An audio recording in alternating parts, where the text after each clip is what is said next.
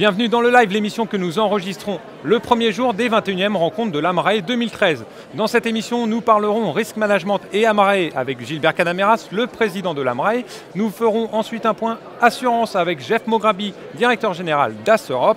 Et nous finirons avec le courtage et Robert Leblanc, le PDG d'E.ON France.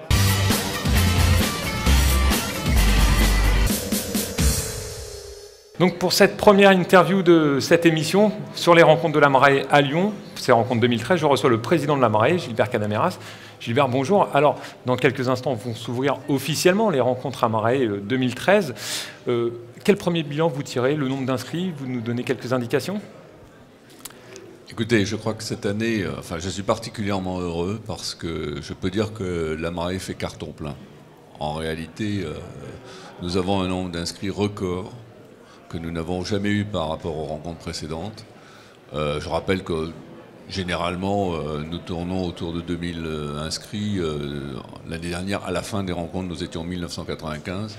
Cette année, avant l'ouverture, nous sommes plus de 2200, c'est-à-dire même 2250 inscrits. C'est-à-dire que le record est largement battu. Le record est largement battu. Mais je ne cherche pas le record pour le record, c'est pas ça qui m'intéresse. Ce qui m'intéresse, c'est qu'à travers ce nombre d'inscriptions, je crois que nous avons atteint l'objectif que nous recherchions, c'est-à-dire aller en province, aller à la rencontre des entreprises et intéresser ces entreprises au métier du risk management. Alors nous sommes arrivés particulièrement tôt ce matin sur le site. On a vu en effet énormément de monde pour les ateliers de formation, donc qui sont quand même des ateliers un peu plus fermés que les ateliers qui se dérouleront demain. Vous pouvez nous dire, vous avez une idée du nombre d'inscrits sur ces ateliers de formation? Alors, effectivement, ce matin, là encore, nous avons battu un record puisque nous avions plus de 600 participants à nos ateliers de formation, ce qui est quand même assez exceptionnel. En général, nous avons 400, 450 personnes. Et ces ateliers de formation, ils répondent vraiment aux besoins des participants. Si vous voulez avoir une petite piqûre de rappel sur ce qu'est une captive ou un programme grand risque, vous passez 1h30 dans un atelier. Et puis pour l'Amrae, c'est intéressant parce que ça permet aussi de faire savoir qu'au-delà de cet atelier de formation, l'Amrae assure des formations tout le long de l'année sur des périodes beaucoup plus longues et plus complètes. Donc oui, parce que les rencontres Amrae se déroulent à Lyon, donc sur 3 jours, vous rencontrez, comme vous dites, les risk managers, vous permettez à tout le monde de se regrouper, mais toute l'année, l'Amrae fonctionne. Évidemment, ces formations, justement, vous aviez l'ambition d'attirer de plus en plus les ETI. Le thème de ces rencontres, ce sont les ETI. Est-ce que pour vous, un premier bilan, c'est déjà une bonne chose? Vous sentez que les ETI, les grosses PME sont attirées vers l'Amrae ou commencent à vous connaître? Oui, il y a un commencement tout à fait significatif et intéressant. Déjà, parmi les inscrits, nous avons 15% de Lyonnais, d'entreprises de la région lyonnaise. C'est remarquable. Donc, Lyon a répondu à l'appel et a compris que nous pouvions, qu'en venant ici, nous pouvions échanger sur cette thématique. Et la deuxième chose, c'est qu'effectivement, la formation que nous dispensons n'est pas simplement une formation à destination des grands groupes. Ce que nous voulons justement, et c'est la raison pour laquelle aussi nous sommes à Lyon, nous voulons voir avec les entreprises de taille intermédiaire de quelle manière on peut adapter les outils du risk management aux tailles des entreprises. Et donc, par le fait même, adapter des formations aux besoins de ces entreprises. L'actualité de l'Amrae sont également des grands dossiers, par exemple Garéat. Sur ce sujet-là, l'Amrae bouge également? L'Amrae bouge, bien sûr. Non seulement elle bouge, mais elle bouge avec ses partenaires. Et la réalité, là aussi, nous donne satisfaction, puisque, comme je l'avais annoncé l'année dernière, nous voulions participer au débat. Et nous avons été entendus, puisque nous avons déjà l'année dernière, nous avons rencontré l'ensemble des parties prenantes à la négociation du Garéat. Et ça a eu pour résultat de mettre en place un groupe de travail qui a déjà commencé à se réunir cette année, au mois de janvier. Et nous sommes relativement optimistes pour obtenir un résultat, peut-être pas l'intégralité du résultat que nous recherchons, mais en tout cas un résultat significatif. D'accord, parce que sur les événements naturels, déjà, sur la réforme CatNat, vous étiez déjà partie prenante, fortement impliquée. Il y a eu quelques petites déceptions parce qu'évidemment, il faut arrondir les angles, j'ai l'impression. Sur Gariad, vous avez peut-être plus d'espoir ? Je pense, oui. On a un peu plus d'espoir. Et en fait, je vais rebondir quand même sur ce que j'ai dit aussi, parce qu'il y a une corrélation entre les deux. Le fait d'être à Lyon, le fait de s'intéresser aux entreprises de taille intermédiaire, c'est-à-dire toutes les entreprises en réalité, le fait d'avoir un nombre d'inscrits aussi important qui viennent en fait de toutes les régions de France, fait qu'aujourd'hui, nous allons sûrement changer de dimension. Je veux dire par là, nous allons devenir une association, non pas parisienne, si on peut dire, de risk managers de grands groupes. Nous allons devenir une véritable association nationale. Et ça va nous donner encore plus de poids pour être l'interlocuteur, c'est ce que j'ai toujours recherché, l'interlocuteur reconnu face aux grandes institutions comme la FFSA, la CSA, etc. Et ça, c'est très important. Je crois qu'il y aura un avant et un après Lyon. Très bien. Gilbert Canamera, je vous remercie. Chers internautes, maintenant, nous allons suivre un reportage justement sur la prévention des risques en entreprise, un reportage de Thibaut Vachou.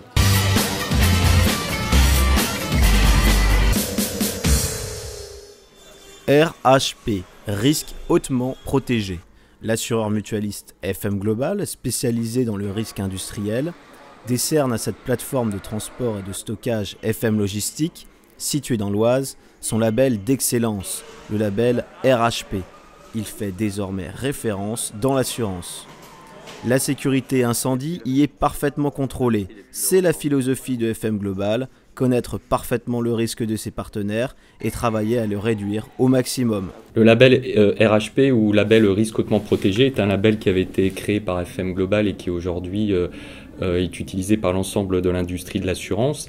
Et c'est un label qui distingue les sites qui ont atteint un niveau d'excellence en termes de protection et de maîtrise des risques industriels, ce qui permet à une entreprise de s'assurer que l'ensemble des risques auxquels son activité est confrontée est sous contrôle et que, au bénéfice de l'image de l'entreprise, évidemment, de la continuité de son activité, de la satisfaction de ses clients et puis aussi de la pérennité dans le temps de ses conditions d'assurance, puisque du fait de la bonne qualité du risque, elle trouvera sur le marché de l'assurance des conditions plus favorables dans le temps.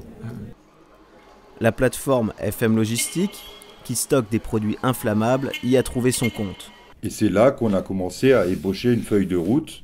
On se disait où on veut aller, c'est-à-dire garantir au maximum nos sites, d'où la notion de risque hautement protégé, tout en permettant d'avoir pas trop de contraintes d'exploitation.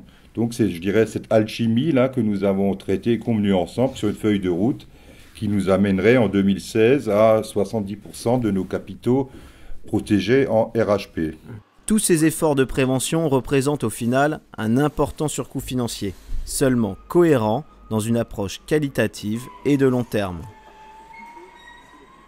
Comme nous l'avons vu, donc, la prévention des risques reste un angle majeur pour les assureurs. Assureurs, justement, nous allons maintenant interviewer Jeff Mograbi, le directeur général d'Assurop.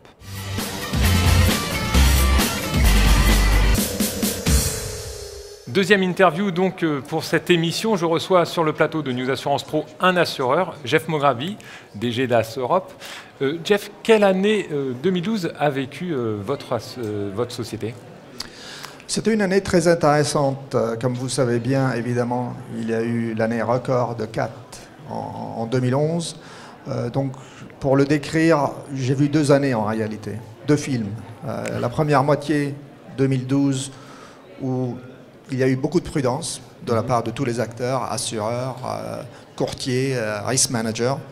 Parce qu'effectivement, le développement des événements de 2011 qu'ils ont continué pour toute l'année 2012 était très lourde en termes de supply chain, en termes de perte d'exploitation.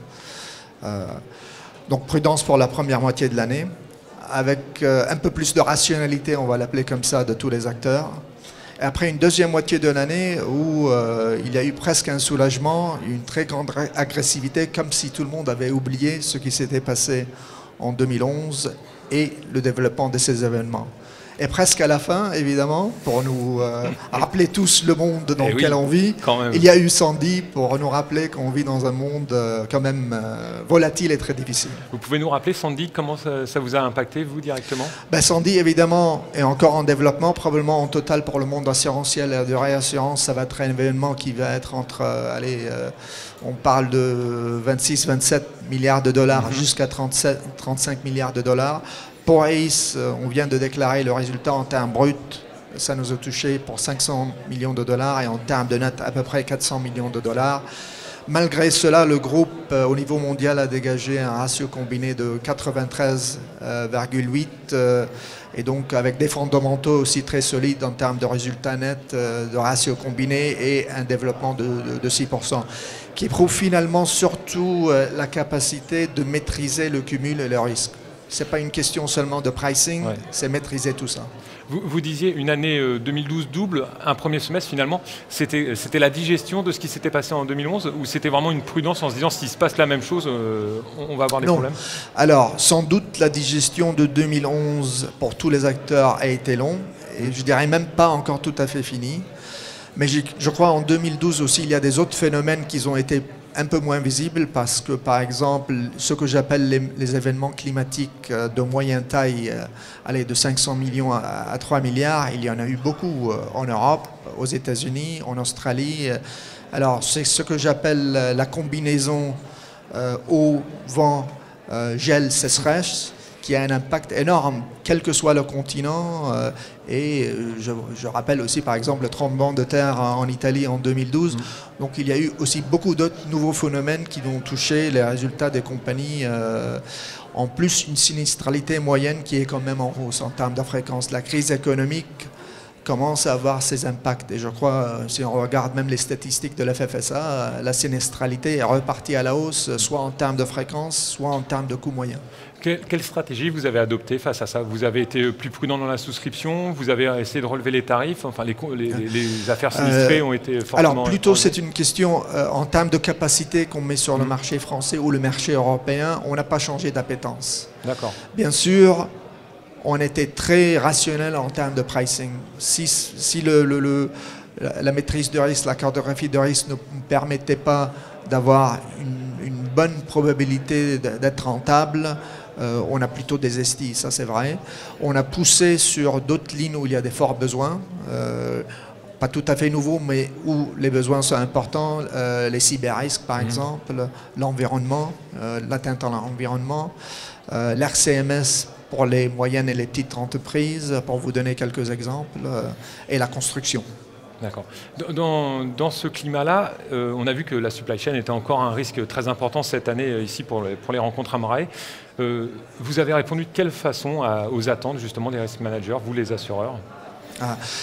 Nous surtout, ce qu'on essaye de promettre à nos interlocuteurs, risk managers, courtiers, c'est une certaine continuité de la capacité qu'on met sur les marchés. Pour pouvoir faire ça, il faut être stable dans le temps. Donc avec un pricing qui est le moins volatile possible. On ne peut pas garantir à nos interlocuteurs zéro volatilité des prix, mais on prend des actions bien en avance pour pouvoir garantir cette continuité et cette visibilité à nos interlocuteurs. Comment s'est passée la campagne de renouvellement là, début janvier? Janvier 2013, ça a été assez agressif comme marché. Pour nous, ça s'est bien passé, mais je dirais on a bougé un peu le cap. Donc, on n'a pas eu peur d'abandonner des affaires qui n'avaient pas un profil rentable, surtout en prévisionnel. On a été très dynamique sur les ETI, sur les entreprises de taille intermédiaire, sur les PME dans notre région. Donc, je dirais probablement une plus forte croissance sur les PME, PMI et les ETI, plus de stabilité sur les grandes entreprises, plus, je dirais, de risques innovants, genre cyber-risque, genre environnemental en très forte croissance, en assurance de personnes à l'international pour tous les salariés qui vont en mission. Ça devient un thème très important à cause des violences, des émeutes, et des crises politiques, du terrorisme. Donc c'est des domaines très spécifiques où on a eu des forts développements. Sur ce que je vais appeler le traditionnel, c'est plutôt la rentabilité qu'on a visé. Et les ambitions 2013 d'AS Europe, c'est quoi? L'ambition 2013, c'est surtout continuer sur cette ligne-là. Ça veut dire diversifier sans doute notre portefeuille. On est en train de proposer à nos courtiers, aux risk managers, suivre l'internalisation de tous les risques. Ça veut dire pas seulement le dommage et plutôt l'RC, dans tous les domaines, que ce soit l'atteinte à l'environnement, la protection des salariés à l'étranger, les expatriés, l'RCMS, qui devient très important en termes de protéger les dirigeants en local dans les autres pays. Donc de mettre en place tous les moyens possibles pour donner une solution vraiment globale à notre clientèle. Et toutes ces branches-là sont des marchés sur lesquels vous avez de fortes ambitions, sont des potentiels de croissance importants? Le groupe, par exemple, a fait 2 acquisitions très importantes au Mexique. On vient aussi de lancer en Europe une spécificité qui est l'assurance des cautions, où on voit que notre clientèle, même de grande taille à l'international, vu le poids de la régulation, doivent pouvoir donner certaines garanties aux acteurs régulateurs, aux acteurs locaux dans des différents pays. Donc c'est des domaines, l'internationalisation devient un risque majeur. Ce n'est pas seulement une question de taille de la filiale dans tel ou un autre pays, c'est pouvoir vraiment garantir une certaine pérennité dans ce pays-là, à une réponse pour agir localement. Donc les programmes internationaux, quelle que soit la branche ou le segment de risque, devient très important pour notre clientèle. Très bien, Jeff Mograbi, je vous remercie d'être venu sur notre plateau. Je vous propose maintenant de retrouver un journaliste de la rédaction de News Assurance Pro dans les allées des rencontres de l'AMRAE. Tout à fait, Benoît. Eh bien, comme vous le constatez derrière moi, je suis au cœur de ces rencontres de l'AMRAE avec tout autour de nombreux stands, environ une cinquantaine de courtiers, d'assureurs ou même de réassureurs comme Unicre ici sur ma droite. Et durant ces 3 jours, pour ces 21e rencontres de l'AMRAE, environ 2300 personnes sont attendues ici à Lyon. L'avantage de l'AMRAE, c'est que tout le monde est là. C'est simplement une occasion de rencontre supplémentaire. On organise des rendez-vous spécifiques sur tel ou tel sujet, puisqu'on sait que chacun sera là. C'est des rendez-vous qui se prennent à l'avance. Et on n'est quand même pas au rendez-vous de septembre de Monte-Carlo, parce que je serai en polo, sans cravate. Non, c'est assez, sinon solennel, assez sérieux. Alors nous sommes dans les couloirs de l'AMRAE avec Michel Yary, ancien président de l'AMRAE. Monsieur Yary, qu'est-ce qu'on peut attendre de cette édition 2013 ? Cette émission 2013, je dirais d'abord par son cadre qui est différent, va donner un tour nouveau à l'approche des rencontres, dans tout le sens du terme rencontre. Et d'autre part, je dirais, compte tenu de la volonté de la direction de l'AMRAE de mettre un focus sur les PMI, ce qui rejoignant en cela, je dirais, les compagnies d'assurance qui elles-mêmes veulent développer ce type de clientèle, on va voir comment cette approche, ce développement va se mettre en place et quels vont être les éléments concrets qui vont être proposés pour pouvoir arriver à séduire une clientèle qui jusqu'à présent restait loin des grands mouvements assurantiels. Merci Thierry. Nous allons maintenant parler courtage avec Robert Leblanc, le PDG d'E.ON France.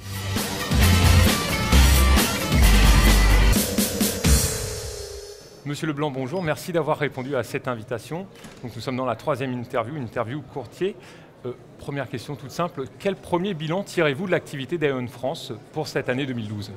Écoutez, un bilan très satisfaisant. Alors, je fais de l'autosatisfaction en vous répondant, mais je réponds à votre question.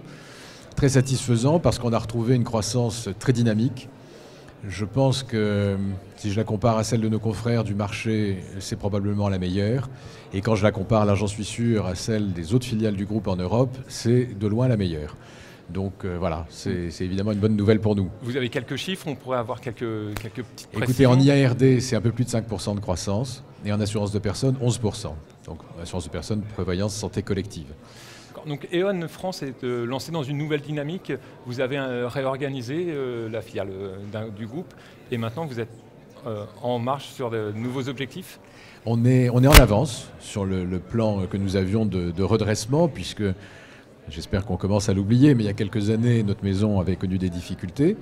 Nous sommes en avance sur ce plan de redressement. La mise en ordre de la maison est finie depuis un moment. Je crois qu'on n'aurait pas eu cette croissance en 2012 si on avait été encore dans un travail de remise en ordre. On était déjà en ordre, mais on a complété le travail qui était fait. en faisant un tri plus marqué entre des choses qu'on veut vraiment faire et des choses qu'on ne veut plus faire. Et je l'illustre de l'exemple du fleet management. Vous savez que nous étions historiquement présents dans cette activité. Quand je dis nous E.ON France, alors que le groupe ne fait pas ce métier-là, ça n'a rien à voir avec n'a rien à voir. C'est à côté de l'assurance des flottes. Et bien sûr, nous assurons des flottes et nous le faisons, je crois bien. Mais ça, c'est complémentaire. C'était la gestion administrative et technique des flottes. Nous gardons l'accident management. C'est un plus par rapport à la gestion, par rapport à l'assurance des flottes. Donc, faisons l'accident management, mais nous arrêtons de nous occuper de l'entretien mécanique et de l'achat des véhicules dans le cadre des gestions de flotte. Robert Leblanc, merci d'être venu sur le plateau de News Assurance Pro. Chers internautes, cette émission est maintenant terminée. Vous avez rendez-vous avec une nouvelle émission, une grande interview cet après-midi avec Bruno Rousset. Je remercie, avant de nous quitter, Bastien Sabaros et Thierry Goubi aux caméras, Sébastien Jakobowski à la réalisation.